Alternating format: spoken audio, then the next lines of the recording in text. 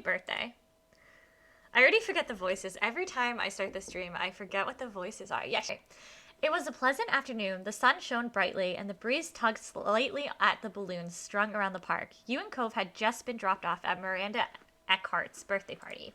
You didn't really know Miranda. Last year was the first time you had a class with her, and everyone at school knew her as quiet, the shy girl stuck in her own friend group like glue. It had been a surprise that she was having such a big party. You looked around the expensive park and a spacious recreation center in the next town over and noticed a bouncy castle. A bouncy castle, though! I love bouncy castles. Miranda throwing the best party. Hold up. I want to go to a party with a bouncy castle. Oh, okay, sorry. I'm taking my sweater off. Woo-doo-doo-doo-doo. Miranda had a bit of a reputation for not caring if she acted mature like other teens sometimes did. Hey, she's me in high school. It made a certain amount of sense that her party would match that. Yo, bouncy castles are the best. Miranda's obviously sweet. We're not judging here. You had always gotten the vibe that she was nice, and inviting you to her party proved it. You liked that she wasn't obsessed with proving she was grown up. Maybe hanging out today would be fun. You hadn't had a choice in coming here today. Your moms insisted on it after you got the invitation, as did Cove's mom and dad. You didn't get why it seemed like such a straightforward conclusion to them. There's Cove. Cove made a small noise, which caught your attention. He looked around, scanning the area. He fidgeted with his gift in hand. Oh man, I forget the voices every time. Any idea what we're supposed to do with these? You looked at your own present and then towards the seating area. There was a table filled with snacks and drinks, supplies for various party games. Past all that, you spotted one table in the back that seemed to have a truckload of gifts. You pointed it out to Cove. Presents are over there? We should probably drop off our stuff. Cove nodded with a smile and turned to where you gestured. He saw it too. Cool. I freaking love Cove! You and Cove began to walk over to the present table, flattening the well-trimmed grass beneath your feet. You walked past groups of people, classmates in semicircles, broken up into usual friend groups. Chatted away. You or maybe Cove received the occasional greeting or friendly nod. However, as you passed by even more that has never seen before, you became aware that there were more strangers here than not. It was more crowded than you expected. Miranda Eckhart, the quiet girl, was hosting the most populated birthday party you had been to in a long time. You looked at the new faces and thought you saw something of Miranda in them. Cousins, nieces, or nephews, maybe? Parties could be a big deal in her family. The both of you reached the table you set your gift down in an empty... Ooh, I can't read. Hey, reminder, everyone. You are enough, you are valid, and you are worthy. I love you. Okay? I'm here for you if you need anything. The both of you reached the table. You set your gift down in an empty space, brushing with some confetti aside, and Cove placed his gently next to it. You looked at the present thoughtfully. Hey, what did you get her? Before you had a chance to answer, Cove opened his mouth again and tapped his gift. I found this sparkly backpack. I figured she could use it for school or a trip or something. Your moms had taken you out shopping the other day. You searched through the store and ultimately... Ooh, what did we get her? You grabbed a necklace and bracelet set. You found a light-hearted adventure book. You chose a yarn craft kit that made a toy. You let your moms pick. Your moms didn't appreciate that you had picked something, blah, blah, blah. I feel like a craft kit, right? Because she likes to make things. The colorful picture on the box appealed to you. It showed off the different variations you could pick with the kit, along with the bolded messages of easy and 43 pieces included. Hopefully, the kit was as cool as it looked. You described it to Cove briefly, and he had no objections. Not a bad idea. Oh, I never know which one has the S on it anymore, Buggy. Is it S or no S? I don't know between chats. He brushed his hand against the sides of his pants. I really hope Miranda likes her gifts, but I think we both did good. With that, he gave you a sunny grin. You touched the gift one more time and then stepped away. Without the direction of needing needing to put stuff away, the two of you weren't sure what to do next. You felt a little awkward, and Cove shrunk in on himself as he looked around. Oh my god, this would be my worst nightmare. Do you remember, like, stranger birthday parties when you were a kid? It used to stress me the heck out. I used to, like, hate going to people's birthday parties. Oh, did I miss something? I do this every time. Log. There are more guests heading to the present table, so you turned away and wandered to a nearby tree. All right, we're by a tree, guys. From there, oh, not guys, folks. I'm working on that. Aw, thank you for the hug, Becky. I love you. From there, you both inspected the area and planned the next step. You were glad that Cove had been invited too. At least you had his company in this unfamiliar place. You watched him, and he gave you a nervous grin. It reassured you a little, and you smiled back. What next? Cove did not appreciate being put on the spot. He was just as unsure as you were. Sorry, Cove. Birthday party stuff? It didn't seem to be time for cake. What with people still arriving, nothing else seemed to be organizing yet either. He noticed that himself, and he tried again. We could find Miranda. That was an idea. It made sense to greet the birthday girl. Okay, we could say hello. Wish her a happy birthday? Ask her what she wants people to do?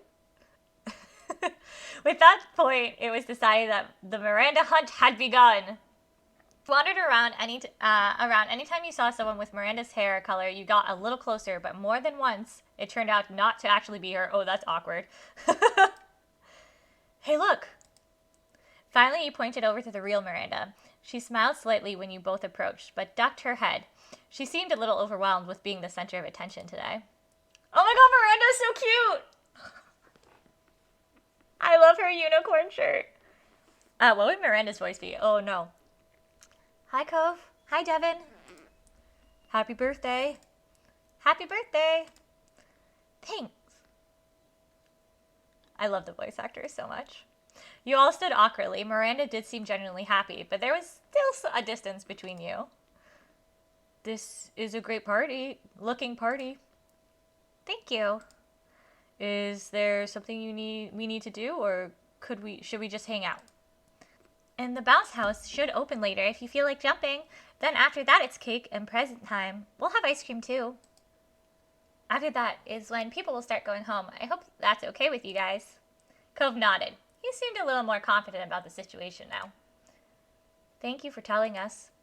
You mutually struggled to keep eye contact. She still wasn't completely comfortable in this situation, and it was hard for you too. This is so awkward. Hey, reminder, have you eaten yet? Have you had drinking water? And have you taken your meds? Amber waited there, and you became hyper-aware of the silence forming. Oh god. You heard a shout for Randy, and Miranda brightened up a total 180 with how stiff she had been with you. I respect that. Bye! The birthday girl ran off to her friend, leaving you and Cove with at least a little more idea of what to expect. You both glanced at each other wordlessly. All that was left now is finding something to fill time until the activities began. My mom too. Mom, I'm sick. Grab ginger ale. That's literally my mom. When I went to her, I was like, oh, my stomach's upset. She would always be like, drink ginger ale. Or like, have you had any zinc and honey? Or tea with honey? That was the other one. We could go... Let's go try to chat with people, Cove. We can do it. I believe in our social awkwardness. Cove kept at your side as you socialized. It was a lot of introductions and small talk, but you weren't surprised. You ran into some classmates and ended up talking about a rumor that there would be a new art teacher in the fall. Ooh. Cove didn't buy the wildest of rumors about her, that she was an international art thief who was hiding out from the law. You wondered how a story like that even got started.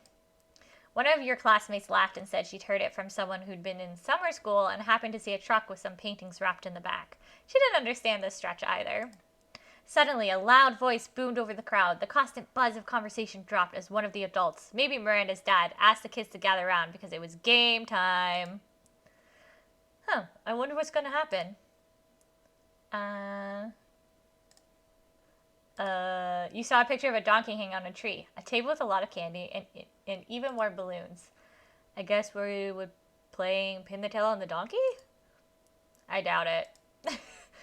Then what do you think that's about? You pointed to the poster of the tailless donkey. He shook his head. I've never seen anybody play that in real life. The adult announced that the children under 10 had the first turn on the bounce house. For everyone else, it was time to play pin the tail on the donkey. Heck yeah! Catbug and Jelly Kid. I am obsessed with that show now. Absolutely obsessed. You had called it. Cove raised his eyebrows. He was surprised for sure. I'm fine with it. Whatever. You didn't have anything against pin the tail on the donkey. It would probably turn out okay. You didn't have anything against pin the tail on the donkey. It would probably turn out okay. You casually stepped up to join the line. The donkey in question was a cartoon poster with big eyes that looked more like ping pong balls. It was positioned a few feet above the ground on a tree trunk. The teen who arrived first was blindfolded and then spun around. He was nudged to the sign and away from the other kids so he wouldn't stick someone with the tail instead. Oh no. Unfortunately for him, he placed the tail on the donkey's head, like some kind of bizarre earring. He wouldn't be winning that from the target. His next opponent did far better by landing it on the donkey's back. The spectators clapped politely, and the line moved up. Buggy! Thank you for the 500 biddies! What the heck, Buggy? I love you! Thank you, thank you, thank you! It works? What do you mean? Surprisingly, a good number of streamers on with many in chat misread my name too. I think because like KT1 Dragon 5 doesn't flow as easily as Kit Dragon, so I think our brains just like naturally reverse those letters, right? I think that's just like how life works. Heck yeah, the button is there and I have no self-control. Oh my god, Buggy, I love you so much. You are so nice. One of my favorite humans. Alright, I want to see if we can pin this tail on this donkey though. More teens tried their hand at it. Some got closer than others, but no one had gotten it perfect yet. Soon, it was Cove's turn. He was blindfolded and spun just like the others. At this point, it was a close match, and everyone was watching with bated breath. Cove approached the donkey and stuck the tail on without any hesitation. Cove stood back and removed his blindfold. Cove, did you do it? Cheering when he saw how close he was. He turned his head over his shoulder and grinned at you. Your turn. Alright, Cove, you're going down. Alright, we got this. Ass Donkey Dirty. What the heck, Buggy? Oops, I missed the ass. Too many DSs. What the heck? Oh, you're explaining what it stood for. I thought you were talking about pin the tail on donkey. True, also people also call me dragging to circumvent the mystery too. See, I just went for it. I didn't even realize I was wrong. I was just like, Kit, that is clearly the correct name, even though it is not. Roar. Dragon sounds badass. It does. Hey, do you know that roar means I love you in dinosaur? I used to say that as a kid all the time in my random phase. Did anyone else have a random phase? Craziness. With the blindfold on, the bright park became utterly dark. As you were spun around, the sounds around you seemed to get louder. At least you could tell the direction of the bounce house from the shrieks of the younger children.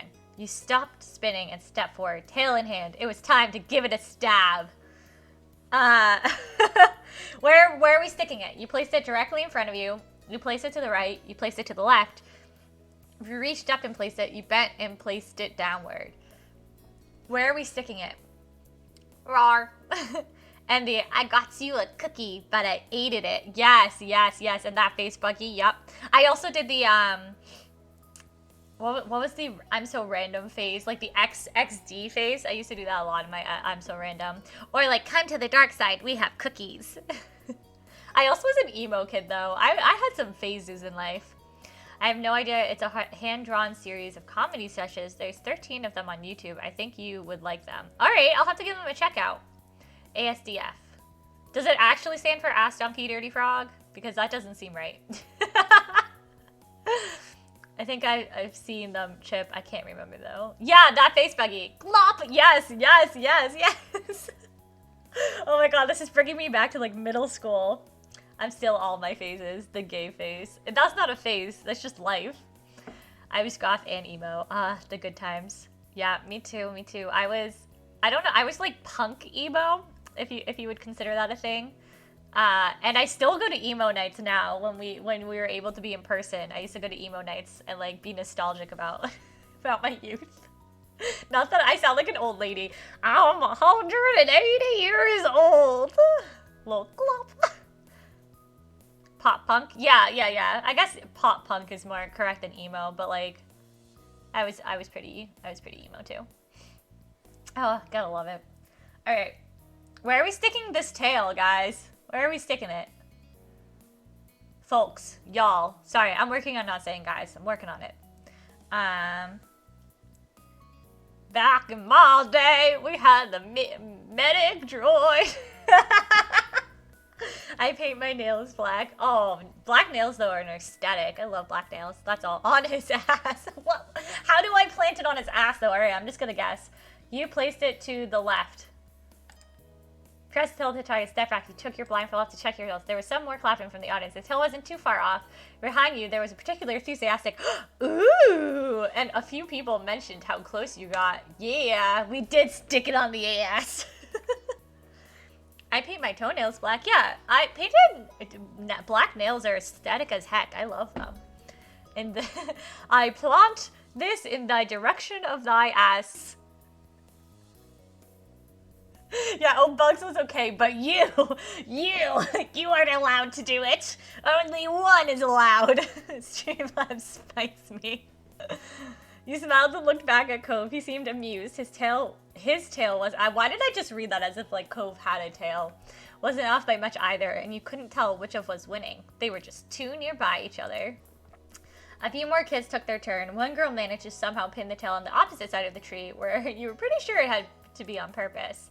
With the line empty, the game was finally over. The adult running thing started to inspect the donkey. At this point, the sign was more tails than donkey. In the end, someone you didn't know was announced as the winner. You and Cove both exchanged a look, even as you clapped politely. Huh.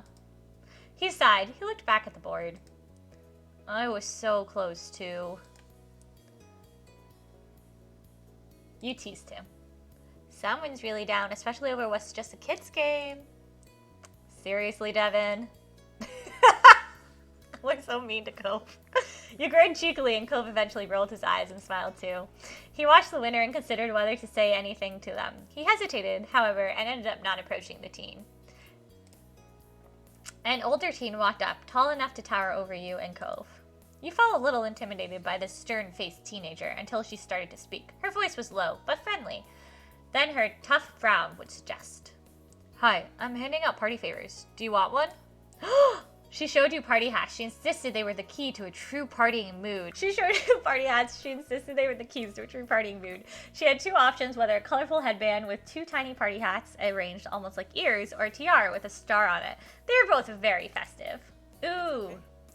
Oh, Cove. No thanks. You knew the teen hadn't actually glared at him. Her default facial expression just seemed grim. I'm a motherfucking princess, so I want a crown. Actually, I'm a sovereign, because we have they-them programs. I'm a motherfucking sovereign in this game. Pointing to the crown, and the teenager passed it over to you with the solemnness of crowning a monarch. Then you encouraged Cove to pick one. I want Cove to pick one. You held a pink headband hat in one hand and a crown in the other. You tried to imagine what they'd look like on Cove. You really should try it. It'd be great. Cove looked back at the hats, and then at you. With a sigh, he grabbed hold of one. The teen with the hats clapped as much as she could with all the hats in her hands. The unknown teenager nodded approvingly at you both and went to pass out hats to more people. You put the party hat on your head with a small smile, and it fit well. It was surprisingly comfortable. It really completes your look. When did you get so fashionable? Oh, Cove, are you flirting with me? Okay. He smirked, and you just adjusted your new accessory. It does look good on me. Thanks. You looked him straight in the eye. He seemed unsure of how to handle that reaction to his statement. He floundered for a second until he came up with his response. You don't have to brag. What is happening, Cove? You struck a pose, and he rolled his eyes. Cove finally put his own hat on. He was nervous about it, his face uncertain. Oh my god, Cove is so cute! Look how cute he is! I don't know about this. I feel kind of silly. Does it look weird? And of course, everyone would love to flirt with you, Berdie. Aw, Kit. Oh, Kit, you shrimp. Oh, we love it. We love it. It's completely perfect, just like you, Cove. You just giggled. You shrugged. You shook your head no. It looks silly. I think it's perfect, Cove. The shock on the face. Pop time! 7.5 knows what cat dog is, finally! Yeah, cat dog gave me nightmares as a kid. I used to watch Courage the Cowardly Dog, too. This might explain the emo phase. Why I'm short like a shrimp, lol. Well, we can't say the other word because it's banned from Twitch, which is, I think, why shrimp is being used. I almost titled this video Shrimping for Cove, but then I was like, I don't know if I'll get flagged for that. Oh no, the puppies have been summoned. We love pup time. Thank you for the lurk, Raven. Have a wonderful lurk. I appreciate you. Cove scratched his head, being careful not to displace his hat. Blush was on his cheeks. Thank you. After that, the people in charge quickly set up the next game. Teenagers milled about until they were told to find partners. You tried to listen to the rules, straining your ears to listen to the adult, announcing what you were supposed to do. It was a simple game. One person in a pair would throw candy, while the other had to catch it in their mouth. The blue is just puppies. People that are getting pissed at you at the pub? Puppies. Possibly Zazzy. Fat rat. No! Fucky, are you okay? Kirsch's Cowardly Dog was terrifying, Trip. It was so terrifying. Lol for a shrimp for fantastic peeps, Berdie. I shrimp for all of you. All of you fill me with love, and therefore I shrimp for you. It was a simple game. One person in a pair would throw candy while the other had to catch it in their mouth. We got this, Cove. We got this. You look at me, Cove. We got this. If they caught it, the pair would move on to the next round, where everyone would take a step back, and the former catcher would become the thrower. The game would continue, the players getting further and further, until one set of partners were the only ones left standing, or everyone lost in a round. About half of the guests had already found partners. They moved fast. You noticed Cove had his eyes on you. Could we be partners? Cove. It's you and me, Cove, forever. It's you and me. None of you were all that familiar with anyone else here. It'd be the safe choice to pair up. Let's do it, partner. Oh my god, I love you, Cove. Cool. He beamed and you started wondering about your respective candy catching abilities. 2 rows of players facing each other formed. Cove tilted his head towards them and you started to head over. Cove! You're so cute. You both lined up directly in front of each other. It took a while to pass out the candy. You were handed a small bag of gummies that smelled strongly fruity. You noticed Cove took it upon himself to do a taste test of a red one across from you. They're not bad. You tried one for yourself. You ended up grabbing a purple gummy. It was sweet and you guessed it was supposed to be grape flavor, but it was mostly just really sugary. And then it was time to begin. Cove's row was set to throw first. He smiled nervously, his eyes wide with seriousness. You smiled back shyly and Cove nodded. The game was on. The adult in charge shouted for the throwers to go. You and Cove were only a couple feet away from each other. With Cove's careful toss, you caught the candy easily. Yeah, Cove, you got this. Like you, most of the other players moved on to the next round. There were a few gaps in the rows as everyone took a step back. The round was harder with the pairs further apart, but not overly so. It could be done if both partners tried. You did your best as you tossed it. You carefully plucked a gummy from the bag and felt the weight. You shifted in your hand a couple of times for practice and then told Cove you were ready. You went for an underhand throw, careful to aim for Cove's mouth. The blue candy arced and landed perfectly in Cove's mouth. Yeah, we did it! You chewed it twice and then smiled widely. It's a dark show. It's so dark. I like false grape flavor. I don't like grape or cherry. I usually go for like strawberry or lemon or something like that for flavors. You could tell Cove was genuinely pleased to make it through another round. You were happy as well. The next round began, and he took another step back. Cove was even further away now, but he made an okay sign. He was in this to win it. Around you, the once packed rows of players had thinned out some. You wondered how many rounds everyone had left in them. Cove swung his arm and made eye contact with you. You nodded, and the green candy flew towards you. You tried your best to catch it. We're very serious. We're gonna win. And opened your mouth wide. It had a slight spin on it, and you tilted your head to the left to compensate. You bit down on the candy, grinning with your victorious catch. It tasted sweet and vaguely like a Slurpee. Yeah, Devin! Cove was thrilled. He was entirely invested in the game at this point. You and Cove were still in the game. You knew this was the final round. Only a few other pairs were still left. Cove was determined to win. You could see it in the clench of his jaw, the careful way he watched you. Cove, that's so cute. You didn't want to let him down. This game meant something to Cove, and you respected that. You were going to be here for your partner, and if he wanted to win, well, you needed to try your best. Cove gave you a firm grin and prepared to throw. Your fingers grabbed an orange gummy from the bag. It felt solid in your grasp, even if your hand was starting to get sticky from the touching all the sugary sweets. Okay. Cove leaned his face towards you and bent his knees, ready to catch. The time came. You looked at the candy and then Cove. You tried your best. We're not letting our partner down, Mr. Wavy Eyebrows. Hydrate! Thank you for the hydrate, Buggy!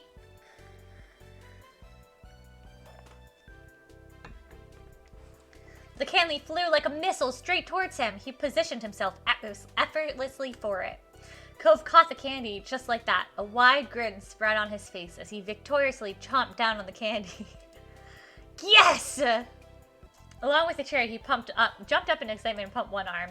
You looked to your left and then to your right. You see the few remaining pairs walking away, commiserating over their losses. We got one!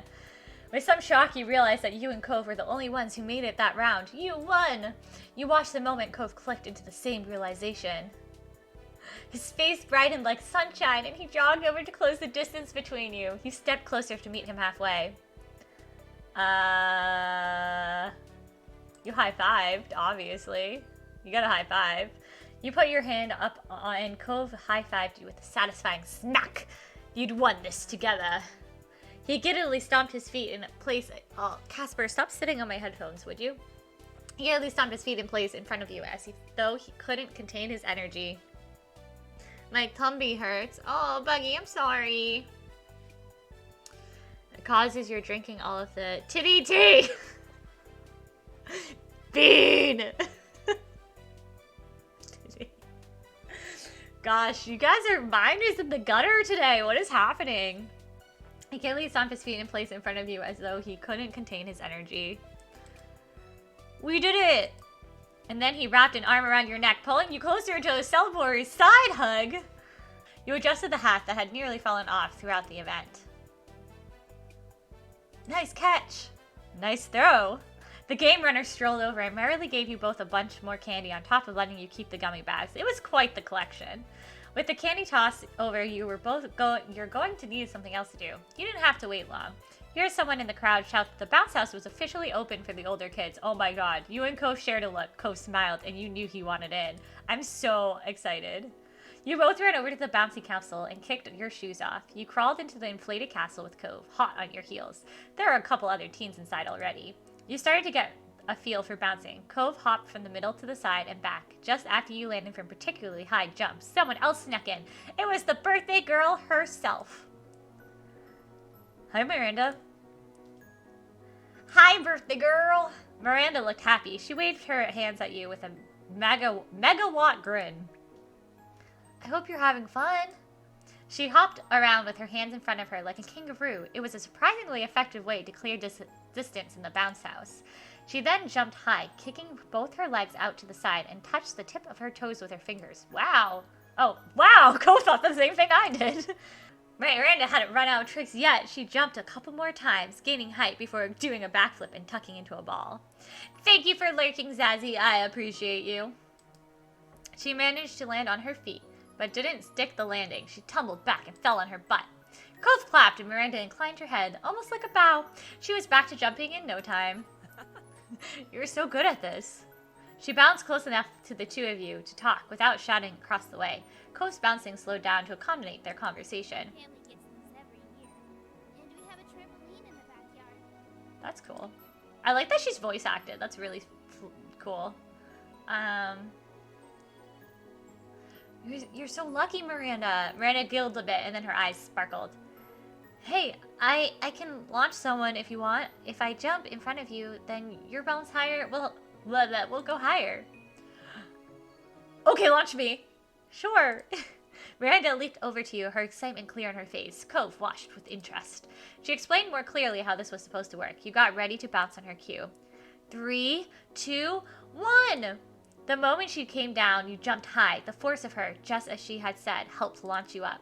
The air rushed past your face, and then you were coming back down. Your feet hit the bounce house hard enough to help launch Miranda up a little as well.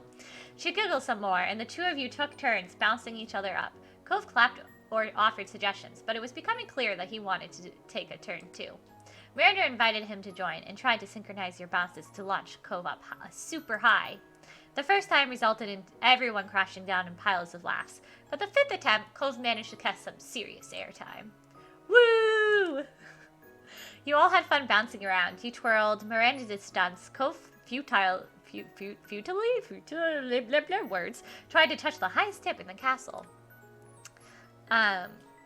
Alright, you and Cove chatted and Miranda more than you ever had at school. She truly was the queen of this bouncy castle. Whenever someone did something cool, everyone would cheer. If you fell, the others would help you up.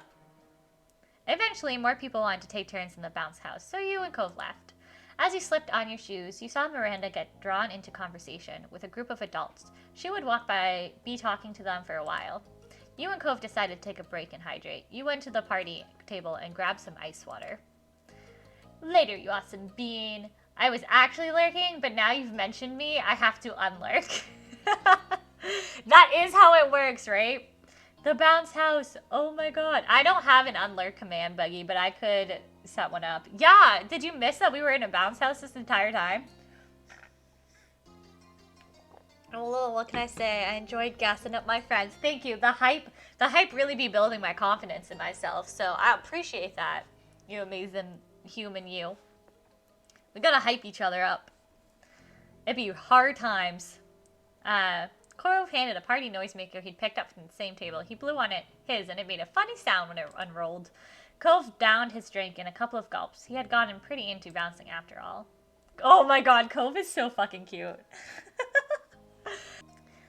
You were still sipping on your water when Cove blew on his noisemaker again, then again, and again. It was almost a tune. You don't recognize any particular melody, but a noisemaker also isn't an instrument. The noise cut through the hum of the other party guests, loud and noticeable. You started blowing on your noisemaker, too. You put your noisemaker up to your lips and started making your own noise. Cove turned to face you and blew the paper of his noisemaker at you. It was a hair's breadth away from touching you. Oh, great. New people again. No, it's Jeremy! I hate Jeremy! How dare he be back? Someone vaguely familiar shouted and you snapped your head to the side. Cove's noisemaker dropped from his mouth. The speaker stepped up and there was no doubt it was Jeremy, that mean boy you had met at the start of summer. Oh, God. Oh, hey, it's Bullcut Kid. Oh, Cosmo didn't know what to say. He instantly got angry at his presence. He tried to ignore Jeremy. He tried being polite. I'm gonna groan. Ugh. It might have been rude, but you didn't want to deal with Jeremy right now, or any time, really. Oh, I hate you. Why are you here? Cove's tone was defensive. You watched Jeremy's face turn slack, as if Cove's question was the idiocracy above all idiocracies. Didn't I already explain this? He hadn't, so both of you and Cove exchanged a look. Do you have memory loss, or are you really that stupid? Seriously. I didn't walk here. My parents brought me. Apparently I couldn't just stay inside like I wanted. No, they insisted I get out and enjoy the day and have fun on vacation and blah, blah, blah. He said enjoy the day and have fun on vacation, like some people would say scrub the entire bathroom or listen to an off-key singer for 10 hours. They found a park because I hate the beach. Too bad I also hate parks. Ugh, it's dirty here. They don't know anything. I hate Jeremy. He's such a bummer. Anyways, back to being a mean character. Oh, and they saw this stupid party and decided to bother some adults by asking what's going on. They think maybe we could be included. It's moronic. Get it now? That's how my parents are. Annoying and embarrassing. Why would anybody want strangers at their birthday party? Why can't they ever just leave things alone? I mean, that's a valid point, Jeremy. I can't really deny you on that one. No, I haven't. All I know about this is from you. Really? But he looks annoying. Okay, I thought because you said all my homies hate Jeremy, I was like, oh, well, that's all the people hate Jeremy. It's true, though. Everyone hates Jeremy. Jeremy's the worst. Well, I'm glad that I can introduce this game to people because I am absolutely obsessed with it and how accepting and amazing it is. This particular scene isn't really showing that, but he looks annoying. Yeah, he's the worst. He was really, really mean to us at the beginning of the game of this summer. I will say something that I really appreciate about this game that I do want to point out is that there are a lot of POC characters. Like your moms are POC, your sister is a POC, Miranda is, I don't think Cove is, he's just tan. But there's just like a lot of diversity in the game, plus LGBTQIA representation. So like I just love it so much. This game is just so good. Reminder everyone, have you eaten yet if you need to eat? Are you drinking water consistently? Stay hydrated. And Buggy, if you haven't taken your meds yet, frickin' take your meds. This is your reminder. He huffed loudly and his eyes shot daggers at some grown-ups that presumably were his parents. And all you can do is complain about it. Sucks to be you. Do I want to be mean to Jeremy? I almost beat him up at the beginning of the summer, if I recall. I was being so mean to Jeremy. Why is he talking to me? I almost fought you, kid. I literally almost fought you at the beginning of the summer. I'm gonna be like, sucks to be you. Shut up. I don't like Jeremy. Jeremy's eyes slipped away from you to take in the rest of the park for a bit. It was a little awkward. It was possible he didn't know about it, what to do. But then he spoke again. So dumb. How can people really go around in those embarrassing party hats? Do you think it's fun or something? How could a human being be so dumb? Did you just insult my man? Excuse you. I will show you to the exit. It's kind of nice to do party stuff. Jeremy scoffed, unimpressed. The expression on his face was nasty as he spoke. I am not surprised an empty-headed person like you would think that. You can insult me all you want, sir, but you already came for Cove, so we are done. We are done with this conversation. Cove is the sweetest human in the world. How dare you? Jeremy looked over you, completely dismissive. It's so rude you can't help but feel offended. Cove's face hardened. He seemed more offended than when anyone actually insulted him personally. Oh, Cove feels the same way about me. We're protective of each other. Besties for life. Oh yeah, I forgot again, Lil. I still didn't get tea. Okay, Buggy, go get tea to hydrate and go take your meds. Oh, thank you for the reminder. I did need some water. Yay! Go get some water. Wasn't your tea cold from like 10 hours ago, Bug? Hey, we got that ADHD crunchy peanut butter brain here, Zazzy. No judgment. I forget things all the time. Reminder, you are enough, you are valid, you are worthy. Co's face hardened. He seemed more offended. Oh, I already read that. Hey, just because you don't know how to be happy doesn't mean no one else does. And it's not our fault if you hate everything. It's not okay for you to take it out on Devin. They aren't doing anything wrong. You are. Thank you for respecting my pronouns, Cove. Jeremy seemed unfazed by Cove's defense and sniffed.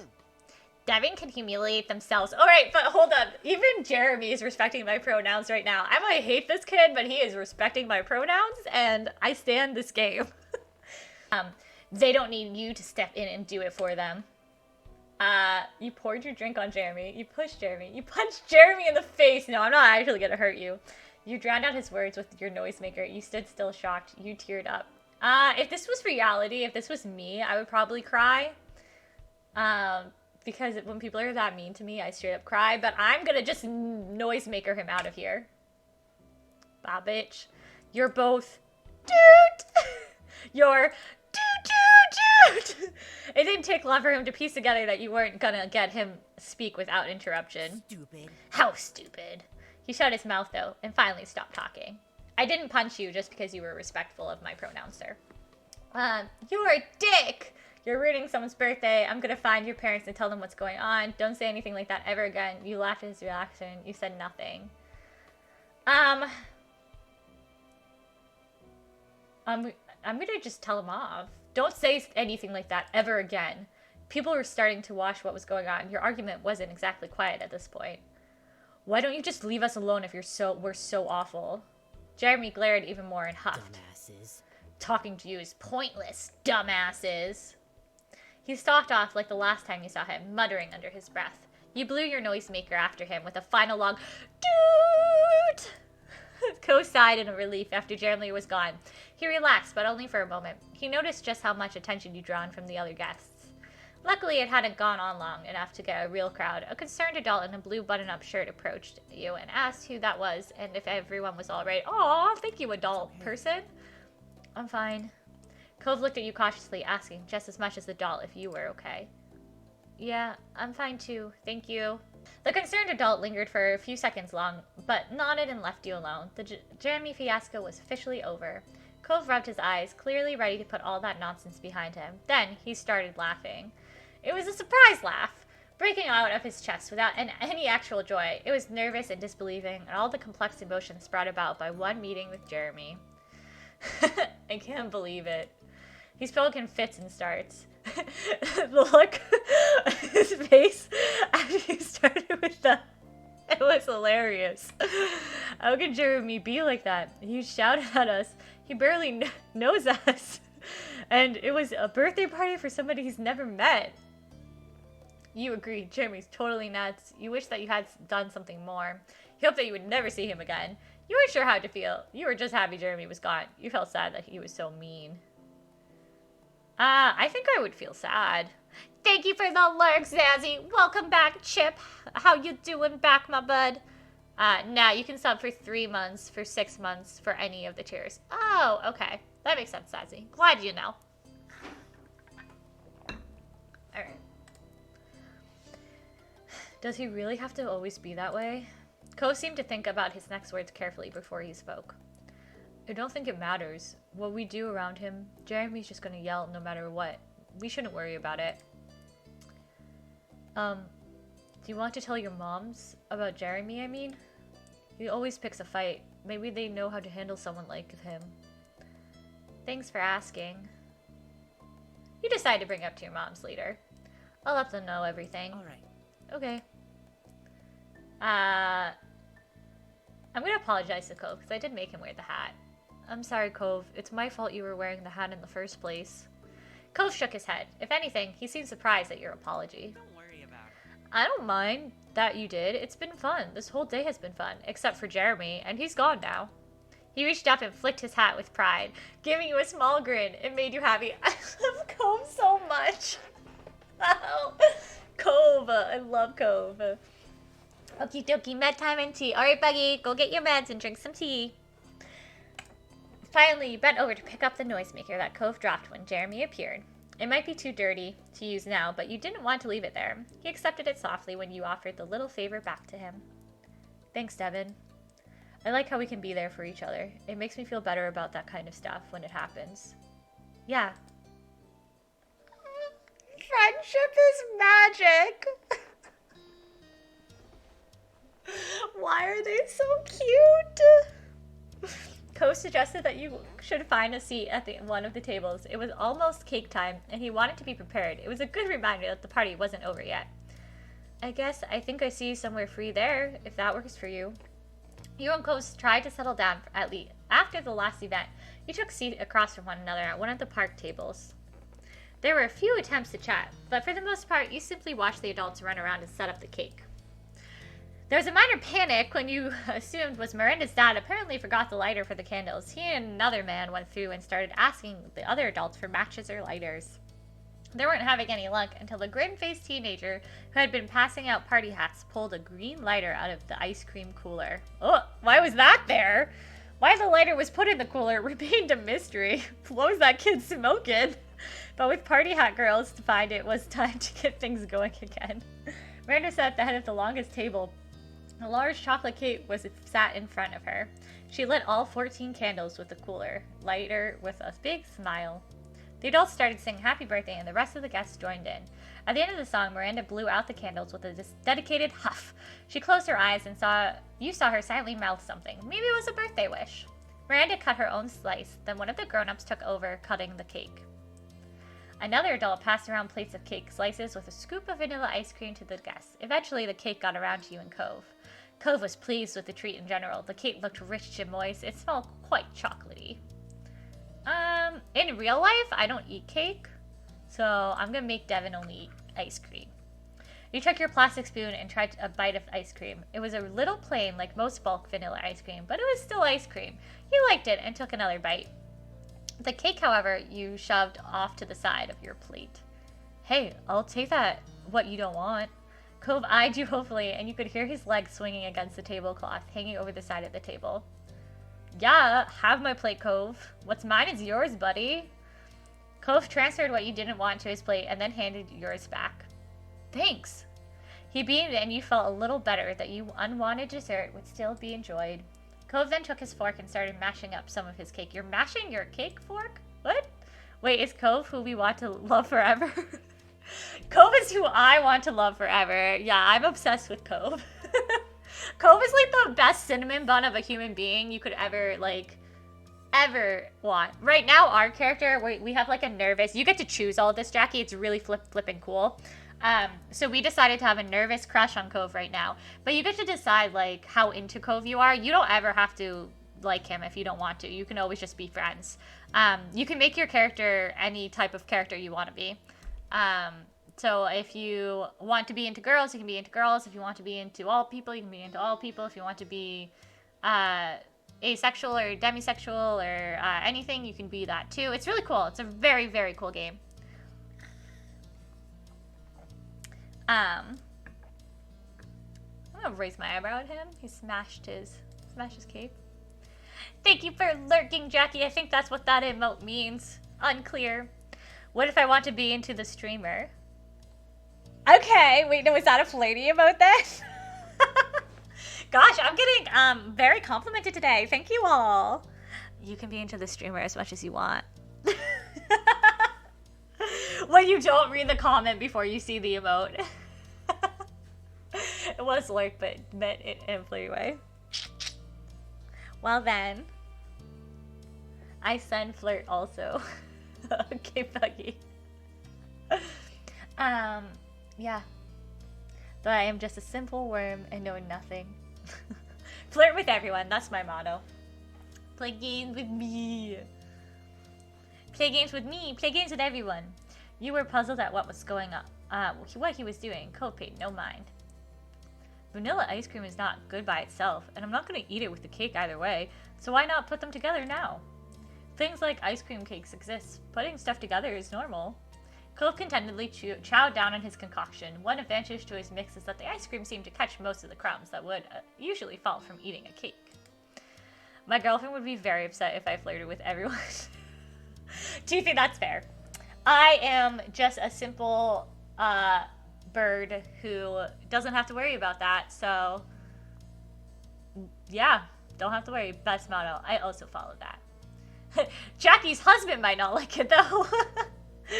My husband knows he married a flirt, but he's my favorite to flirt with.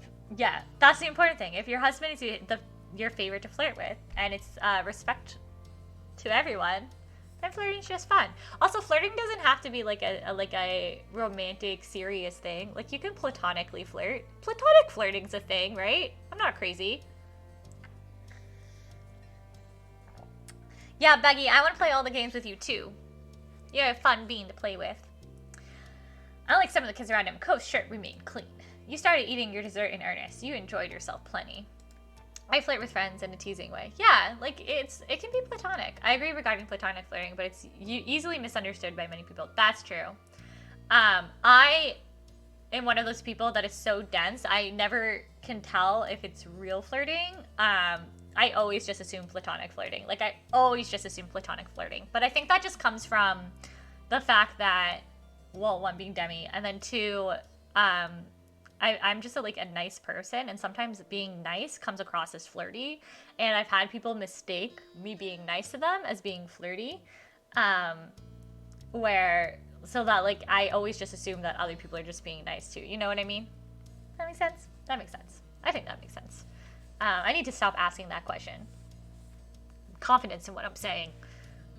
So yeah, so I don't like to assume things either about people, you know? Because, like, assuming things is a dangerous path to go down. That's going to be my stream title now. Platonic flirting with friends. Wait, I love that. Platonic flirting is so much fun. Just, like, be complimenting and hyping each other, you know? Will the streamer smile at my comment? They must be in love with me. Yeah. Yeah. Yeah. That's basically how people are. Cove suddenly put his fork down on his plate and stared up into the sky with a faraway expression. You checked, but you didn't see any attention grabbing. This ice cream is better than those ones in cups. You know, with the little wooden spoons. Oh, Cove is reading. This ice cream is better than the ones in the cups, you know, with the little wooden spoons. But I kind of want that instead. You remembered what kind he was talking about. Oh yeah, like the ones handed out at the barbecue before the fireworks happened. Right. Cove smiled nostalgically at the thought. You could picture a younger Cove for a moment with the same look in his eye. You remembered how your ma tried to share with everyone that night. Oh my god, let's ask him for a bite, because he rejected us last time. Can I have a bite of yours? Cove raised his eyebrows at your offer. What? He rejects us every time we ask him for bites of things. You laughed along with him. You shared laughter, attracted the attention of some of the other party guests. It took a moment to compose yourselves and get back to your dessert. Miranda then started to open her gifts. She systematically attacked the mountain of presents like a pro. Don't share food. It's COVID season. It's COVID season. You get it? Because his name is Cove. COVID season. That is the worst pun I've made in my entire life. You do not deserve that pun, Cove. She checked for any cards and read them loudly before opening a gift. She smiled at every present, including the ones you and Cove got her. You were glad the presents were accepted. It took time, but eventually Miranda got through all of the gifts. She was very sweet and polite through it all. The party went until the sun began to set, but at that point most of everything had settled down and people had begun to leave. Any of the guests whose parents had stayed for the party were already gone, except for Miranda's family. Only a few kids still waiting for their parents to come get them remained, you and Cove included. Miranda's families were cleaning up, and as guests, neither you nor Cove were supposed to help with that. Instead, you both decided to take it easy in the bouncy castle. It was somewhere out of the way, where you could casually wait for your ride. Miranda had also elected to hang out with you. You weren't even bouncing anymore. Cove laid on his side with his back to a wall, and Miranda sat across from him with her legs stretched out. You also made yourself comfortable. It was nice and warm in the little building. It also felt like you had some privacy, which was nice. You could all speak openly here. Thanks for coming. She looked down but continued shyly. It's been really cool to hang out with you a little bit. Thanks for letting me come. I didn't think I'd be invited. Wait, you're not thanking me? Hey, are you thanking me or just Cove? I'm not sure what's happening. Miranda just smiled a little more. So, did you notice anything happening earlier with some people you don't know showing up? She had to think about this question a little. It was apparent that she had an encounter with Jeremy, since there was no instant recognition. I heard some things. Some other parents were talking to my parents when their kid came and forced them to leave the park. She tilted her head to the side, finding it weird, but also not important. Then everyone had cake and ice cream. Cove smiled uncomfortably. That's good. Thanks for following, Mellow Melons. How are you? Welcome, welcome. Thank you for the follow. I hope you're having a lovely Sunday. How are you? That's good. He was clearly worried that Jeremy's confrontation would have gotten to her. Luckily, it didn't seem that anyone had overheard or passed along Jeremy's cruel words. Cove rolled over on his back and sighed contentedly. Miranda seemed confused, but wasn't going to push. I'm gonna tell her about the order. Oh, no, I don't want to ruin her day. Let's bounce together. You clambered to your feet and hopped in place. Miranda lit up and followed your lead. You both started leaping around and trying tricks. Cove sighed and attempted to stay down, but you could see the moving floor was jostling him. He wasn't going to get any rest now down there. Cove, could we launch you? We're almost bouncing you from over there. I want to see what would happen if we actually tried it on purpose. The consent, though. I love it. Cove agreed and rolled to the center of the bounce house. You and Miranda took your places on either side of him and started bouncing it as hard to synchronize your jumps exactly. Once you got your timing down, you were able to launch Cove a few feet in the air while you remained in a cross-legged position. All three of you giggled. Eventually, Cove decided to get up for a reel and join the active jumping. You played around together until it was time to go home. And at the end of the day, you thought it had been quite the party. Yay! Alright, which one do we want to do next? Wave, growing, dinner, summer work, escapade, or soiree? I think we're saving this one for last, though, so we have these four to pick from. No, you have never experienced our life before. Okay, so our life follows us Devin. We have they, them pronouns. We have 2 moms who are beautiful and a sister, and I believe our character is also adopted. You want to do dinner? Okay, we'll do that one, Jackie. It follows like your relationship with your neighbor Cove and you growing up together. Summer 1 is years 8, so when you're little, and then summer 2 is the 13, 14 years, and then there's summer 3, which is like right after graduation of high school. Right now, we have decided to have a nervous crush on Cove, and so we're exploring that relationship with him, and it's very fun, and we're having a good time, and Cove is a cinnamon bun of a human being. Dinner, all right. Hold on, let me save. Sunlight shone through the windows as you sat in your living room, your home phone pressed to your ear. Cove was on the other end. It'd been shaping up to be an ordinary day, like any other, until Cove had called unexpectedly. He sounded unusually nervous greeting you. You listened silently as he kept talking, his words stilted. So, I was just, wondering, do you want to come over to my house for dinner tonight? Are you asking me on a date, Cove? The question came out strangely, almost like you rehearsed it a few times beforehand. Your eyes widened a little. You hadn't expected this to be the reason behind the call. Wait! What, Jackie? What? I'm waiting. Did I choose a date for us with Cove?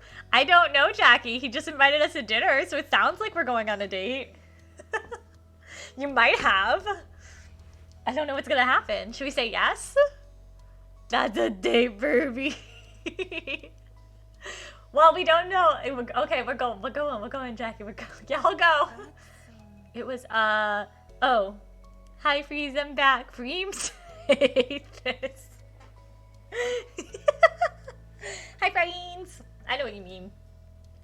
That awkward moment where we don't know if they consider it a date. I don't think he considers it a date. I'm going to be honest with you. I think this is a friend question. I think he's just asking us as a friend. It seemed that Cove still had more to say, and you just interrupted him. Oops. Oh, shit. Don't ruin my date. We interrupted Cove. I feel bad. Cool. Well, he stumbled for a bit, trying to gather his thoughts again. Mom and Dad, they really want you to be there. If your parents don't have a problem with it, they asked me to ask you. His mom and dad asked us on the date. It wasn't even Cove. I don't think this is a date, Jackie. I don't think this is a date. Gina sandwich. Good, I'm glad you're eating, Buggy. You took a moment to think. Dinner at home would be quiet and uneventful today. If you really wanted to, you could go to Cove's instead. Cove spoke up again, breaking your thought train. His voice was softer than before. Also, I want you to be there too.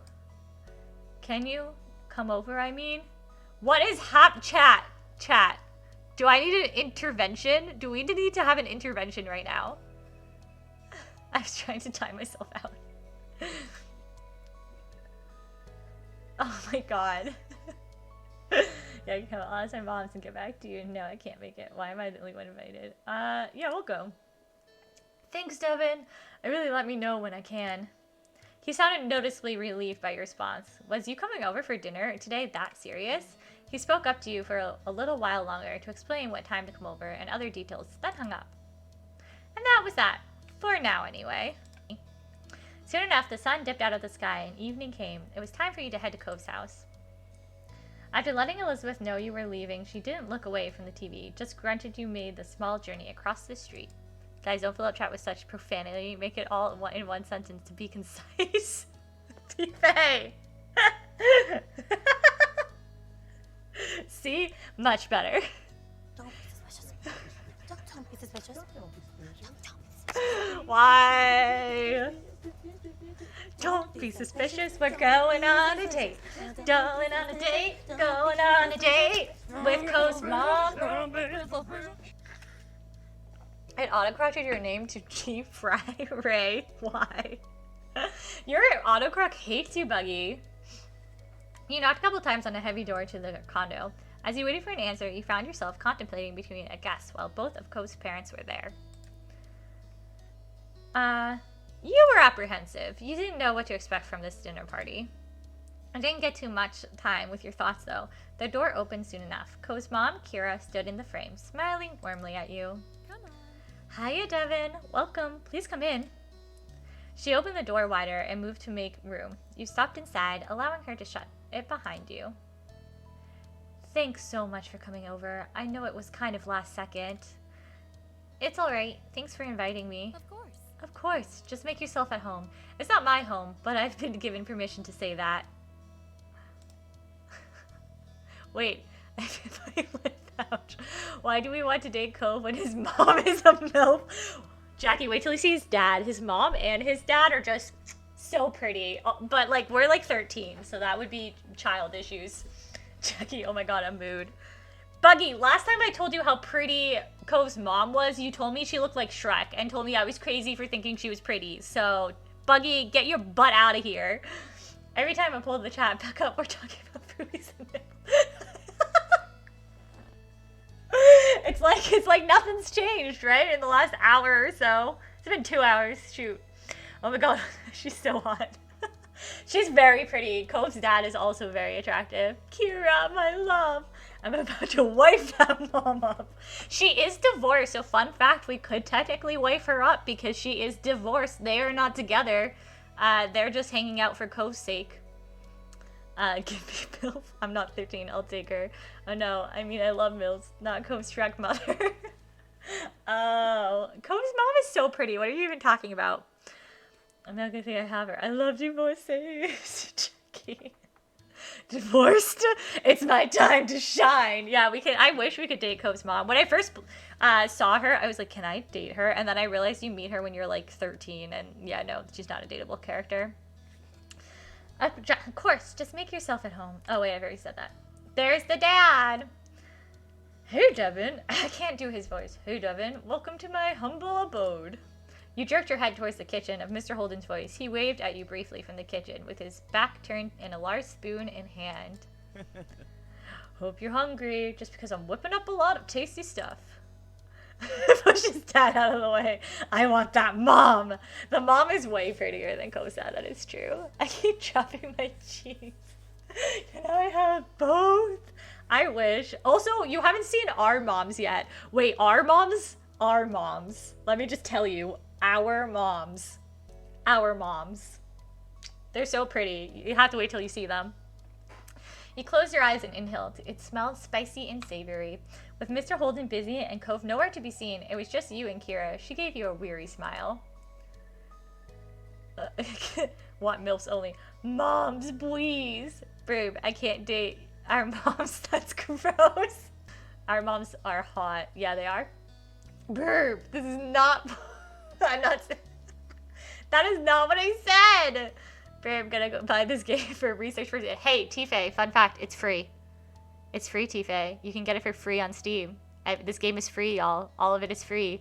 Except for the DLC. The DLC costs, but it's like $3. It's free. Burpee. I just am saying they're pretty. I didn't say I wanted to date them. They're just pretty. Don't judge me. You judging me, bug. I don't want the water bottles. Does the DLC let me date the mom? No. It just lets you date Cove better. And also have more life experiences, I think. She nudged you with an elbow. Mr. Holden scoffed good-naturedly, then spoke from over his shoulder. You're on vacation, Kira. You need to accept that already. She yelled back, amusement obvious on her face and in her tone. People still cook when they're on vacation. Everyone's gotta eat. Kira, it's not like I'm celebrated who can go out for every meal or hire a private chef. Sorry. Well, in this house, you're a VIP. Kira smiled and shook her head quietly. Then she turned to face you once more. Well, Sorry about that, Devin. Here, I was trying to strike up conversation with you, and Cliff just had to butt in. I don't butt in. She eyed him, chuckling in disbelief. He wasn't exactly disproving her point with that. Kira leaned over to whisper to you. It's okay. He likes to be included, but since Clifford insisted on cooking all by himself, he'll have to wait. The two of us can chat. Why are we on a date with Cove's parents, though? Her next question continued to be said in a hushed tone, just to be safe. So, how are you doing? Good? Kira didn't seem too convinced by your awkward phrasing, but she nodded anyway. She opened her mouth to say something more, but some lightly pounding footsteps caught her attention. Oh, here comes our boy. You checked to see Cove emerge from the hallway. A few moments later, he might have heard all the commotion and left his room to see what was going on. He quickly took stock of the situation. His cheeks tinted pink at the sight of you standing in his living room, and his hand came up to rub his arm, almost bashfully. Devin, you made it. Thanks for coming. Cove's voice was unnaturally loud, as if he thought you wouldn't be able to hear him from where you were, only a few feet away. Hello, Cove. Cove, flush more! Cove is literally the cutest bean in this entire world. I love Cove so much. Oh, Chelsea, Buggy! My eyes read on his stick.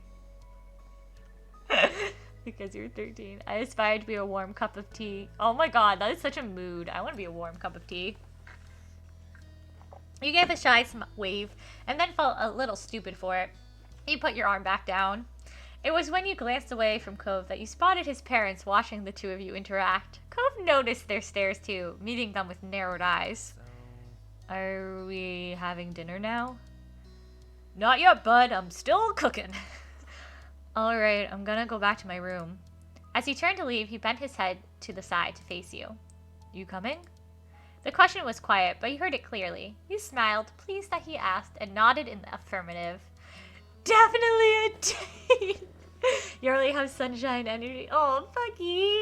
Thank you. That's what I aspire to have. Sunshine energy and warm cups of tea. Yes, we are. Go to his room. Okay, I'm going. Let's kiss. Jackie! Cove turned fully and made his way down the hall. Have fun, you two. We'll call when food's ready to go. With that, you followed after Cove. The two of you made your way down the hall. Jackie, just so you know, we grew up with Cove. Like this, we probably have been to his house before. Oh, we get to decide. Never mind. We get to decide if we've been to his house before.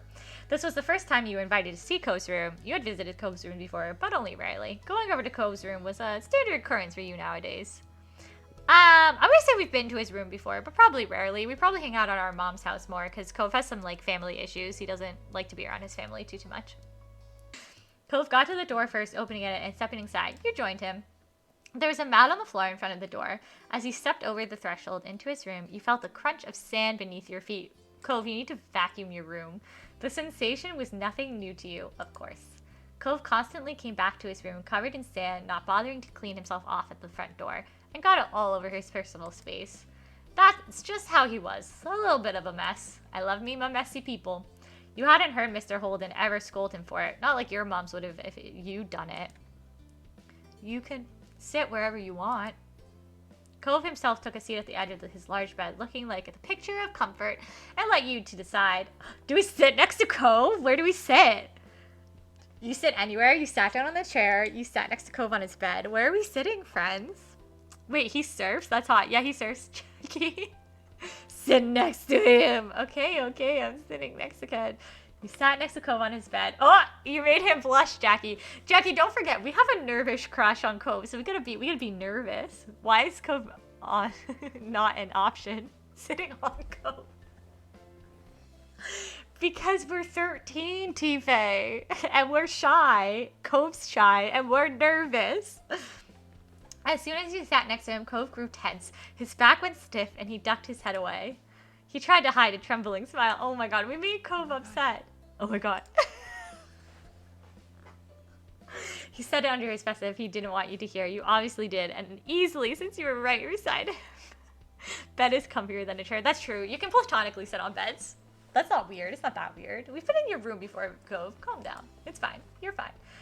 You were nervous about that. You smiled comfortingly. You chuckled over it. You felt charmed by his reaction. We're gonna be nervous because that's actually how we're playing this character. I just assumed his lap is comfy. What are you thinking? I mean his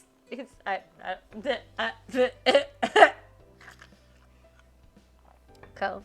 Yeah, Cove is a innocent being of cuteness. We love Cove. He raised his eyebrows. You both kept noticing the other's every move. Oh no, we made it worse. Oh no! What do we say? I would corrupt him. Yeah, well, you can play a bold character. You get to choose, like, how bold you are, how direct you are, and all that stuff. And so you can be bold. I just chose nervous because it's, like, our first crush, and we're nervous about it because we were childhood friends. So I'm doing, like, a slow burn path right now. You only struck back. It's nothing. Don't worry about it. You're like an open book. You know that? You're such a sweet guy, Cove. You're adorable. What do we say? Also, someone's mowing the lawn outside my house right now. Slow burn to return to love. Classic novel. My favorite. I also like a good enemies to lovers, too. We love some tension. I'm gonna say it's nothing. Don't worry about it.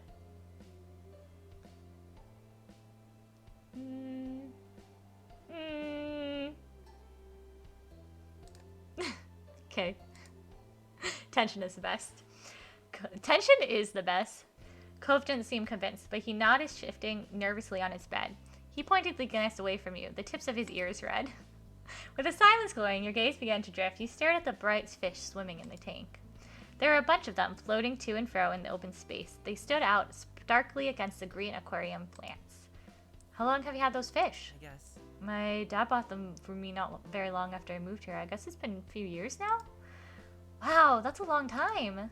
You peered carefully into the tank. The fish looked to be doing well. You must take good care of them. Most of them were small, but there was one especially big one. What are their names? I don't name them. Well, not really. You lifted an eyebrow at that. He continued the explanation sheepishly. Mostly I just call them things based on what they look like. Squirt for a small one, tangerine for a really orange one, that sort of thing. I've had a lot of fish, and I'm not that good at coming up with names. You found that funny. Who knew that was a weakness of his? It was an entertaining revelation. Oh, a couple of them have other types of names. He pointed to a small orangish red fish. It was minding its own business away from the others. My dad named her Dreamcatcher, and that one's Mark. My mom came up with that one. I love Mark. So red, so cute. I know, Jackie, I know. I mean, my avatar is of an opossum rather than my face. Oh, I got you. Buggy, you don't have your face on anything. Except for your Twitter. Oh my god, the kiss emote literally went over Cove's face. Perfect. Did you kiss Cove? I love that for you.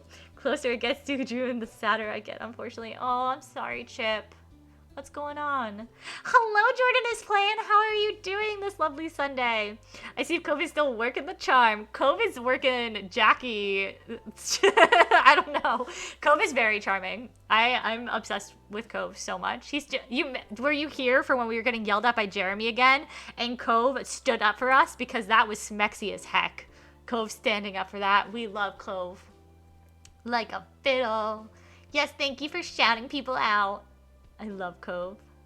Sorry, Jackie. It's only mods that have the ability. I appreciate you though. Ban's not kissing Cove. T-Fay, I like that ban. If I get the option to kiss Cove, I will follow that ban. I don't think we have that option though. Cove smiled to himself, his eyes reflecting the glow from the fish tank. You let other people name your fish? It's nice. Yeah, it's nice. He then turned to you, tilting his head to the side. There was a consideration look on his face. Do you want to name one? Do we want to name a fish? Yeah, I do. His smile grew a little at your enthusiasm. Cool. There's a few who don't have names right now. The newer ones, you can pick which you want to name. He pointed each of the recent acquisitions out to you. The first was the smallest fish in the tank. It was completely orange and zipped all over the place, running laps around the others. The second was slightly bigger and red. Its tail was dotted with black spots, which almost resembled freckles.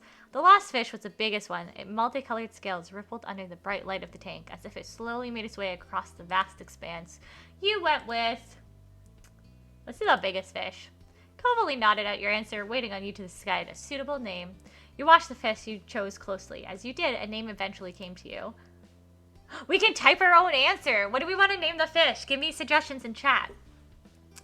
I'm doing well today. How are you this Sunday? I'm doing great. I love our life and having chatty times with the community and hanging out and being chill with everyone. It's been fun.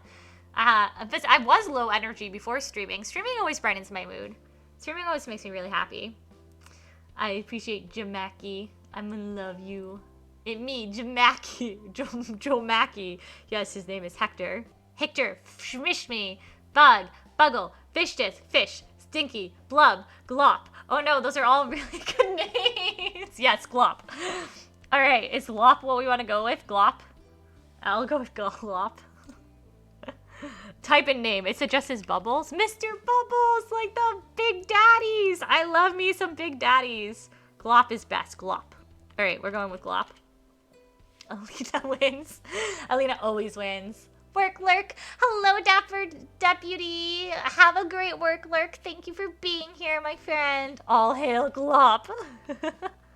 I give my soul to Glop. Alright, it's Glop. I love me some Big Daddies. Okie dokie then.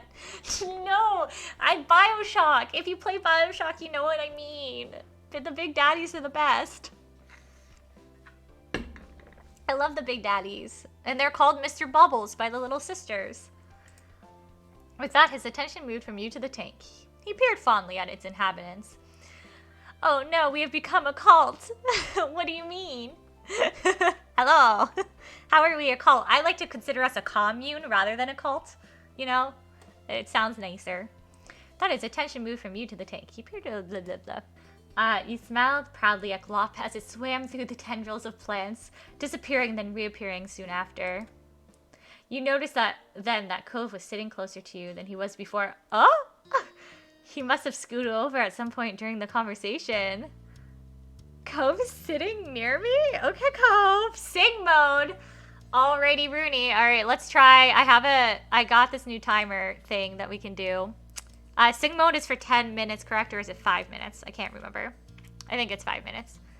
Alright, here we go. I'm starting sing mode. Let's see if it... Yep, there we go. Reminder, you are enough. You are valid and you are worthy. Don't forget it. Okay, okay, okay. Sing mode activated. Get wrecked. I won't get wrecked. I like singing. Sing more. What song would you like me to sing? Give me a song. We are Cove and me. I love Cove and his mommy. Oh no, I take that back. You started late. I request an extra 5 seconds. Okay, I will keep going. We are singing now. Oh no, you should sing. Burb is the word. Okay, burb, burb, burb is the word. Burb, burb, burb, burb. The milk suck, not the mom. I don't know if I know Jenny from the block. Jackie from the block. I could do Jesse. It's Jackie's boy. I wish I had Cove's fish tank. Glop is my new favorite word. I love the fish and I love you, Cove. I am shrimping over you all day. I wish I had Cove. I wish Cove was a real person.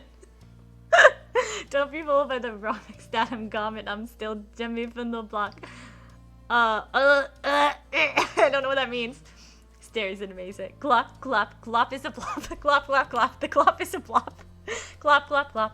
Glop is a blop. Blop, blop, glop. Glop is... Voice chat. I sing. Oh, because I don't know Jenny from the block. I am, okay, do you need me to look up the songs? 2-second cameo? Okay, hold on. I gotta load Discord if you're gonna come do a cameo. Okay. Jackie, I'm here. Don't be fooled by the rocks that I got. I'm still Jackie from the block. Used to have a little, now I have a lot of birdie in my life. Okay, what else am I? That was a great cameo, thank you. I'm still Jenny from the block. I got a lot. I got Jackie and I got Two Fen and I got Buggy and I got Jenny from the block. Cove's mom has got it go. Oh, Cove's mom has got it going on. She's all I want and I've waited so long. Nerdy, can't you see? Cove's mom, not the one for me. I know it might be wrong, but I'm in love with Cove's mom. That was good, TV. That's a good one. Glip glomp, 10 out of 10. Cove, can't you see you're not the one for me? I know it might be wrong, but I'm in love with Cove's mom. Except I'm in love with Cove. Oh, Derek, can't you see you're just not the one for me? I know it might be wrong, but I'm in love with Cove, my neighbor who's beautiful and lovely and so cute and a cinnamon bun. I want it that way. Tell me why I can't just be in love with Cove. Tell me why I can't enjoy. I was about to say your robe. Oh no.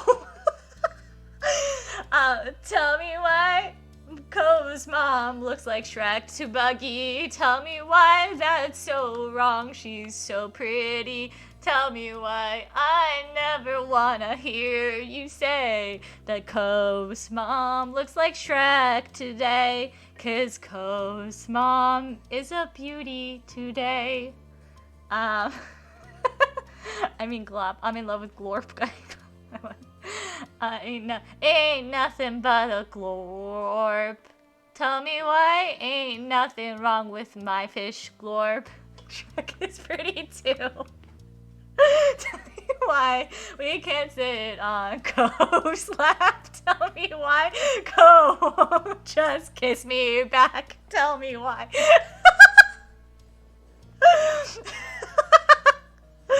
Tell me why ain't never gonna hear you say, Cove, I love you today. 'Cause I love Cove every day. This has been Trimping for Cove with me, your host, Nerdy.berdie. We thank you for your beautiful records today. We'll see you next time for Milfy Milf. Ain't nothing but the Milf. I was always a MILF today. Alright, sing mode is over. Hope you all enjoyed your. Oh! I just kicked my camera. Hope you all enjoyed that singing rendition. Thank you for redeeming that, Jackie. Incredible show. We died. 10 out of 10. Excuse. I regret nothing. I'm glad I had that timer set up for stream today. I had a feeling somebody might do a timed quest on me, so I was like, I'm gonna have a timer ready. I was driving to this. Dapper, I hope the driving went smoothly for you to my singing songs. Ain't nothing like a shark bait. Hoo-ha! Shark bait, hoo-ha! Okay, back to Cove. You notice then that Cove is sitting closer to you. Oh, I forgot Cove had scooted towards us. This close, your shoulders were almost brushing against each other. Your heartbeat picked up a little at the realization. You know, I'm not allowed to have pets in my house. Not even fish. Smooth, Devin, smooth. The corners of Cove's lips turned down at that tummy time. Yeah, Buggy knows. I sit on my stomach all the time. That doesn't sound fair. It's not like fish could make a mess of your house or anything. You just gotta take care of their tank and feed them, and they'll be okay. Right? My moms can be strict over the weirdest things sometimes. They trust Elizabeth and me to go around the neighborhood alone, but they won't let us have a pet. It doesn't make sense. Maybe you're even older, they'll let you? I don't know. They seem pretty against it. Your current conversation brought to mind a memory from years ago. It started coming out with no warning, earning you a brief, confused look from Cove. One time, Elizabeth, came back from playing at the beach and hid in her room. She came down for food, but then she ran back upstairs after. It was hard to understand. Our moms left her alone at first. But that night, Ma went to her room to say goodnight, and she screamed. Mom and I went over to see what was wrong. We found Lizzie with a big lizard in her arms. Buggy, Elizabeth could be you. His eyebrows rose at that, and he leaned forward in interest. Really? A lizard? Where'd that come from? Elizabeth said she saw it half buried in the sand and didn't know what it was. She picked it up to find out. Then she brought it home. Jordan is good. Okay, perfect. Jordan it is. Thank you for asking as well. Yay, friends! She hid the lizard in her room for the whole day because she wanted to keep it. Mom and Ma were upset at her. They worried about putting it out during night, but she was going to have to let it go in the morning. Jordan, did you choose that beautiful green color for your name? Lizzie was really sad. She did realize the lizard, but she wouldn't talk to anyone for days. When she did stop, unhappy, it was almost like it never happened. You shook your head, thinking back to that time. Elizabeth had always been stubborn, but when she was younger, she forgot grudges quickly. Now, it wasn't so easy. Cove had been quiet for most of the story, apart from the reveal of the lizard. He had a thoughtful look on his face. I can't even imagine what it'd be like to have a sibling. You gave a serious thought his statement before you told him. There are ups and downs. It's fun to have her there when she wants to be there, but now Elizabeth Barry feels like hanging out with me. Cove pushed his lips at the words, considering them quietly for a while. That's interesting. I think your family is cool. He didn't have much else to say, though. Well, on the topic of your family, you considered your relationship with your moms, too. They were absolutely the best. You got along with your moms. You thought your moms were okay. You found your moms to be difficult to deal with. I think we get along with our moms. Our moms are respectful. I like our moms. It matches the rest of my stream. I love that green. Oh, advantages of... Oh, yeah. Twitch lets you pick your color, which is nice. If you're Prime. I love matchingness so much. Reminders, have you eaten yet? Have you drank water? And have you taken your meds if you need to? Stay hydrated, peeps. Why is Nightbot attacking me? Nightbot is just giving you a reminder, Jackie. Also, Nightbot wants you to know that you are enough, you are valid, and you are worthy wherever you are in your life and whatever you are going through. You had disagreements with them, but at the end of the day, you loved them and they loved you. That was really what mattered. We'll say that you wanted it about them, but at least your moms never tried to pay someone to be your friend. Oh yeah, I forgot Cove's dad did that. The thought prompted you to look over at Cove. He probably still didn't know that happened. You doubted that Mr. Holden mentioned it, and you never had. You wondered if you should tell Cove. It was a long time ago, but you were keeping it a secret from Cove. You didn't tell him it was bad. Oh my god, do we tell Cove that his dad tried to pay us to be his friend? So do we tell Cove that his dad tried to pay us $20 when we were kids to be his friends? Will he get upset? I don't want to upset him. Maybe he'll find it funny, though. Okay, I lurk because my turn to play games. Love you. Have a good stream, BB. Have a good stream, Jackie. I love you. Have fun. Honesty is the best policy. You're right, Dapper. You're right. Let's tell him. You're right. I would want to know if my dad tried to pay friends. Take care, Jamaki. Let's tell him. You decided to tell him. You took a deep breath, You took a deep studying breath to prepare yourself for the conversation. Now you just had to figure out how to tell him. Maybe we should make it a joke. Hey, you want to know something crazy? Nerdy, just make a group DM and I can screen share and walk you both how to do it. I don't think we all share Discord to do a VChat. Yeah, okay. I can do that. I will do that after stream. Thank you, Tifa. You great. Cove raised an inquisitive eyebrow at your casual tone. He turned to give you his full attention. Maybe? Like what? You stared into his bright ocean eyes. You told him the truth. Basically, back when we moved here the first time I met your dad, he offered me money to be friends with you. $20? It was pretty ridiculous. You laughed lightly at the memory of it, though it trailed off oddly when you realized Cove wasn't laughing with you. Oh shit. Cove sat still uncharacteristically. There was an unreadable expression on his face. His eyes seemed to look through you, and you didn't know what to do next. Then, without saying a word, Cove stood up from his bed in a single motion, and he just bolted right out of the room. Shiz muffin! Oh no. Did we just blow up this family? For a moment, you didn't move a muscle. You were in shock. There was... Oh no. Your senses quickly came back. You shot out into the hall after him. You could see Cove down the way. He had already sprinted back to the living room. His arms were stuck at his sides, with hands tightly balled into fists. He might have not been facing you, but you didn't need to see his face to know how he felt. Cove was furious. His fans were nearly finished setting the table. They greeted him, none the wiser of what was about to happen. Oh no. Hey, what's up? When did you start running in the house? Are you that famished? You were able to catch up in full and stand near Cove. The parents' words didn't even register in his ears. Their child was wholly focused on another matter. He was practically shaking. Cove took one more step forward and glared up at his father's face. You paid Devin to be friends with me?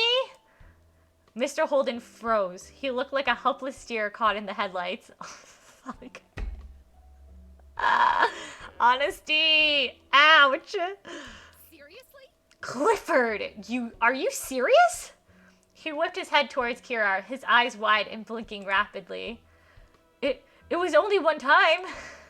The admission elicited an aghast expression from his ex-wife. Mr. Holden raised his hands up to gesture defensively. It seemed like a good idea when it happened.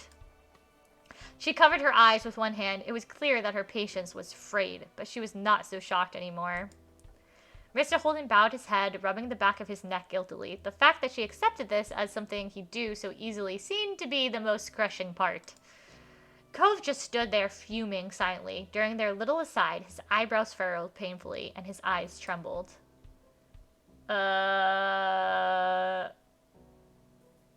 You thought this was uncomfortable. You tried not to get in the way. Maybe that way the others would forget you were even in the room. They were pretty distracted. Finally, after what felt like an eternity, but must have been only minutes, the tense silence was broken by Cove. I don't want to stay here. That immediately caught his parents' attention. They turned to him with twin expressions of worry. Hey, wait a minute. You don't... I have to do that. It's alright. There's still your room. We'll stay out of your way, I promise. Where could you go at this time of day? It's almost night. No. I can stay with Devin. Cove. I mean, you can, but don't run away from your problems, my friend. He stormed out of the house without waiting for another response. You jumped as the door slammed closed behind him. I'm gonna follow Cove. We're gonna follow Cove. We did this. Oopsie doopsies. Dapper! Honesty hurts. You didn't even take the time to say something to his parents. You ran after Cove, shutting the door more softly behind you as you left.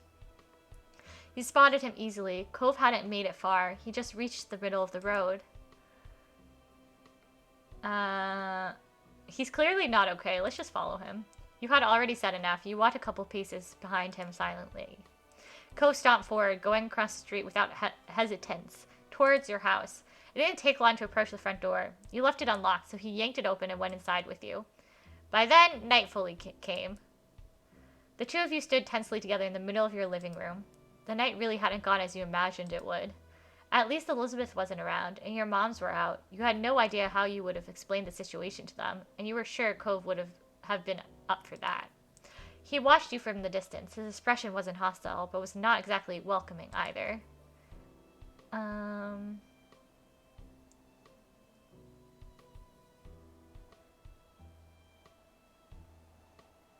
really sorry, Cove. Cove shifted so his back was to you. Then he crossed his arms over his chest. Are you mad at me? To your surprise, he actually responded. What? No. It's okay. I wish I'd known before, but I guess there's never really a good time to bring up something like that. You're not the one who did anything. His tone was clipped and insulting, though it was now fully clear that none of the negativity was towards you. Thank you for clarifying, Cove, and validating us. I love Cove so much. I'm sorry I ruined your family. We're actually friends, aren't we? Besides, it's not like it worked. We only really became friends way later. It doesn't matter if you took it or not. You nodded your head furiously at that. If there was one thing you didn't want this revelation to do, it was weaken your relationship. Of course we're friends. Cove seemed to appreciate your reassurance. The furrow in his brow eased a little. Yeah, we are. I'm definitely not mad at you. I should thank you for not letting him get to you, and for telling me it happened. My dad never would have. He always liked that. He just does things. He doesn't ask or tell me about it or anything. Cove threw his arms out, his features twisted in frustration. There already was the thing with my mom coming to stay with us for the summer out of nowhere, and that was supposed to be a surprise I'd find out about? Who knows what other things he'd done that I've never heard of? Does he even know how to think about what someone else might actually want? Wow, you're Cove, I'm sorry. He paused to take a panting breath, scowling.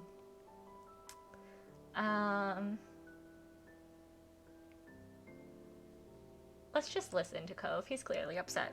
Uninterrupted by you, Cove went on with his spiel. The worst part is, I know he doesn't do stuff for himself. He does things because he wants to make people happy. Cove blinked rapidly, and you noticed tears were gathering in his eyes. When he spoke again, his voice was heavy with emotion. We made Cove cry. We made Cove cry. We made Cove cry. I'm so upset. But he just makes everything worse, and then he's really sorry, and it's like it's your fault for not being happy that he was at least trying. And what if all his plans and always being so pushy did change things? What things? Cove finally met your gaze, his bottom lip trembling. You realized then that he was referring to you and him. What if he did make you stay away from me before we even got to know each other? His voice cracked as he forced himself to speak through the tears that began to fall in earnest. He did everything he could to say it, but the words were barely a whisper.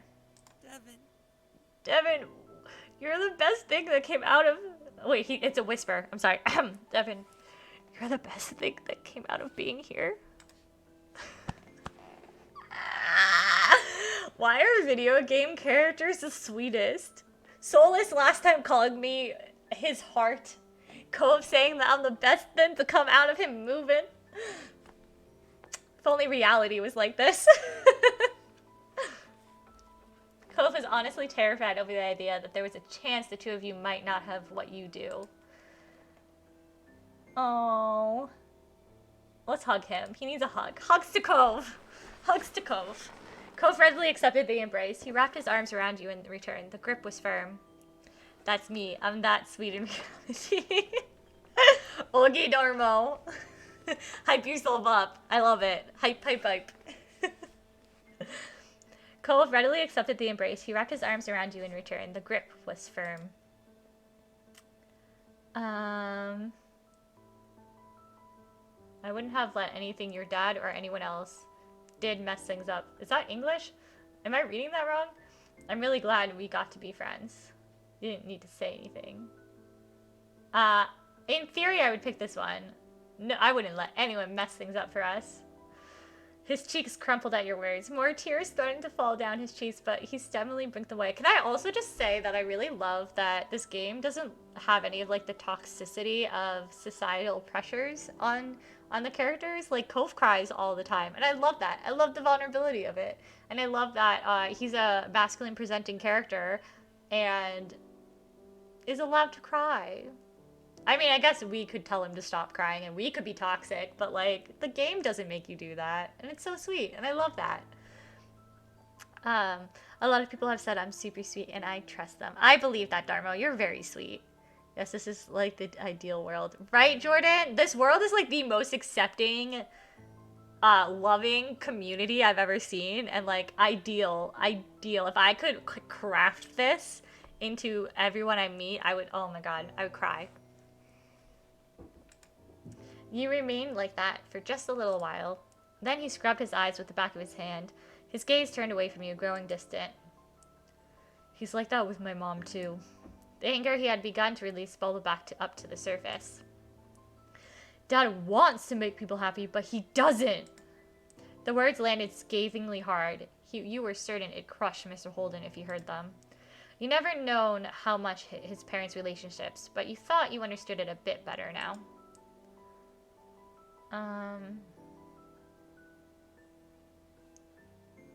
I'm here for you, Cove. Cove just looked at the ground. As the two of you were stifled by the quiet, a thought came to your mind, abrupt and sudden. I remember that day when it happened. You ran to the hills behind the house, and Mr. Holden waited for you to come back while your moms checked the park for you. That was when I met you for the first time, after he talked to me about you. Cove lifted his eyes, just enough to see you. His head remained low. I remember, too, when we first moved to Sunset Bird, I felt like I lost my whole life. Maybe that's why he wanted to help you start a life here so much. His eyebrows scrunched up, and he seemed on the verge of tears once more. It was obvious Cove didn't want to talk about his dad that way, but it was also hard not to right now. He must be conflicted over where to go from here. Your dad still needs to stop being so forceful, though. It might feel better than you do if you try to make up with your dad. You guys really need to learn how to communicate. Oh, that seems mean. I'll be on your side no matter what you do about your dad. You stay quiet. Oh, I'll be on your side, Cove. It's your choice. Ideal loving community. This game is your stream. Tiffy, that, oh my god, Darmo, Tiffy, that literally makes me so happy. That is all I want for my streams. All I want. And it makes me so happy that that's your experience. Thank you. I'll be on your side no matter what. Cove smiled thoughtfully. He didn't say anything, but you had the feeling he appreciated the support. I'm going back home. His face was set in determination. There's no way you could tell him to do anything else, even if you wanted to, so he only nodded. I'm sorry. Thanks, Devin. I'm sorry about all this. Can I come with you? Yeah? Why wouldn't you go? You smiled lately. Just checking. Cove nodded and headed outside. You followed behind him. Did you lie or tell the truth? I told the truth, Dapper. You told me to tell the truth, and I made Cove cry and fight with his family, so I hope you're happy. I told the truth. And instead of having a cute dinner date with Cove, we are now confronting parental issues. Once again, the two of you made your way across the street towards his house. He didn't pause at the door. He just opened it wide and went in. Honesty is the best policy. I mean, you're right. We had the option when we were like 8 years old to tell Cove when we were like kids. And I didn't do it then because I was told that it would just make Cove cry and it was like really sad. And I was like, I don't want to make baby Cove cry. And so I didn't do it. So I guess doing it as a teen makes up for that. A ocean built on a foundation of lies is sure to crumble. Dapper, that is true. That is very true. Cove and I do not lie to each other in this game very often, or at all. He didn't pause at the door, he just opened it and went in. Cove's parents were sitting at the table, their heads bowed in silence between them. They snapped up over at the sound of the door, relieved to see Cove return. Mr. Holden stood up so suddenly his chair squealed across the floor. Cove? Cove? Kira got out of her chair as well, but less dramatically. How are you feeling, baby? I wanted to talk to you. Yes, Cove, you got this, Cove. I believe in you. His parents looked over him, their features soft. Cove instead snuck a glance at you. You were glad you could be here for him. You suddenly felt like you shouldn't be here. You stared back solidly, hoping you could convey your support with your eyes. It must have worked, because Cove stood up a little straighter. Cove then fully faced his parents. Mr. Holden stepped forward cautiously, his expression twisting in dismay. I'm so sorry. I should have done something so stupid. It's okay. It really isn't. That was a boneheaded move, if ever there was one. I was bribing an actual child, one I never even met before that day. Cove almost cracked a smile, though. He quickly regained his composure. Then, it isn't, but I want things to be okay anyway. I'm sorry. Kira placed a hand on Mr. Holden's shoulder. Your dad doesn't believe there's something wrong with you or that you can't make your own friends. He can explain. I know. I know Dad did it. I wanted me to be happy, that's all. He didn't think it'd be like this. It was an accident. Kira sighed heavily. A sad smile appeared on her lips. You've grown very... oh, words! You're very grown up, Cove. Mr. Holden brought his hands up against his forehead and began to pace around the room. He didn't seem to know what to do with himself. He turned back around to face Cove and Kira. He looked more solemn than you'd ever seen him. I'm not going to do it again. I haven't done it again.